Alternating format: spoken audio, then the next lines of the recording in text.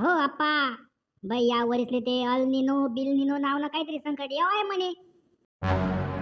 त्यामुळे पाऊस अनियमित पडावे, कोठे बद बद पडी जाई ते कोठे जरासाच पडी. व बापरे मग रे. अहो मागला वरीसले बी अनियमित पाणीच पडणार होता, पण त्या आपला त्या रामभाऊ आहेत ना बाई, तेसले काहीच फरक पडणार नाही हो. तेसले पीक बी एकदम उत्तम होऊन पीक न नुकसान होईन नाही ना काही नाही. बाई तेसले विचारूच बरं आपण काय करत होतेस नाही बरं. हा राम राम हो राम भाऊ, या या या तुमनं नाव काढा हो, आम्ही 100 वरीस आयुष्य आहे तुमले. राम राम आप्पा राम राम. का हो राम भाऊ, काय मागे अनियमित पाणी पडणं आता, पण तुमनं वावरमा तुमनं काहीच नुकसान होईन तनी, पीक बी एकदम टणटणात होतं. काय करत हो तुम्ही वावरमा? मना वावरमा मी BBF नावनं तंत्रज्ञान वापरत होतं. WWF काय केले भो मी, त्या मारामारी करतात नाही का त्या पैलवान. आय BBF नावनं तंत्रज्ञान काय शेवाई. बापरे, कृषी तज्ञ साहेब उन्हात हो. राम राम हो साहेब. राम राम शेतकरी बंधू हो, राम राम. मी सांगतो तुम्हाला BBF तंत्रज्ञान काय असतं. BBF म्हणजे ब्रॉड बेड फ्युरो पद्धत. यामध्ये काय केलं जातं, रुंद वाफे आणि सऱ्या तयार केल्या जातात शेतामध्ये. म्हणजे साहेब याचा फायदा कसा होतो?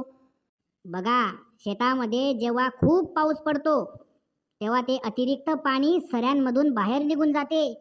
त्यामुळे पिकांच्या मुळांना हवा मिळते आणि त्या पिकांची वाढ चांगली होते. हो साहेब, माझ्या सोयाबीन मध्ये अजिबात पाणी साचलं नाही. पीक खूप चांगली वाढली BBF तंत्रज्ञानामुळे. म्हणजे BBF तंत्रज्ञानमुळे पाणीनी बचत दिवस का? आप्पा एकदम बरोबर बोलणार तुम्ही.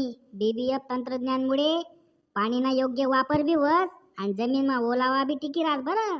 आणि त्यामुळे काय होय ना, तण बी कमी होऊन औषध आणि मजुरीना खर्च बी वाचना होता म्हणा बोलता. वा रे वा, खर्च बी कमी आणि उत्पादन बी जास्त. अगदी बरोबर बोलले नाना. BBF तंत्रज्ञानामुळे उत्पादनात 15 ते 25% वाढ होऊ शकते. पण साहेब यंदा ते हवामान बदली जायला हो. कोठे जास्ती पाणी ते कोठे दुष्काळासारखी परिस्थिती व्हावी म्हणे. हो राम भाऊ, यालाच तर एल निनो प्रभाव म्हणतात.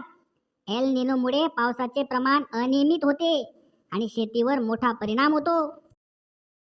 मग सर अशा परिस्थितीमा BBF तंत्रज्ञान कसं उपयोगी पडत हो आपले?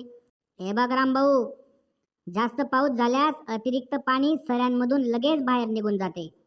कमी पाऊस झाल्यास वाफ्यांमध्ये ओलावा टिकून राहतो. मुळांची वाढ चांगली होते. जमिनीची धूप कमी होते. पिकांना हवामान बदलाचा ताण कमी बसतो. पण सर मी असं ऐकेले BBF तंत्रज्ञान करता BBF यंत्र लागाच म्हणे. ते यंत्र आमनाकडे नाही आहेत, गरीब शेतकरी आम्ही, मग आम्ही कसं करतो? एकदम भारी प्रश्न विचारा नाना तुम्ही. BBF यंत्र नाही राहावं तरी बी तुम्ही BBF तंत्रज्ञान तुमना वावरमा वापरू शकतात. खरं? कस काय हो? हे बघा, बैल चलित किंवा ट्रॅक्टर चलित साध्या टोकन यंत्राने सगळ्यात पहिले पेरणी करावी.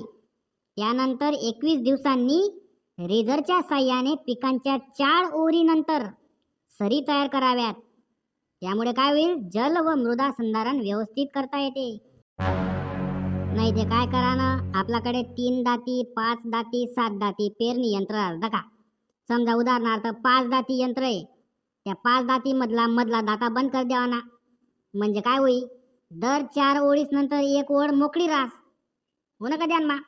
बरोबर साहेब, आणि ती जी मोकळी चारी राही तिना मास्ते सरी काढा आणि मग बरोबर ना. अगदी बरोबर बोलला रामभाऊ तू.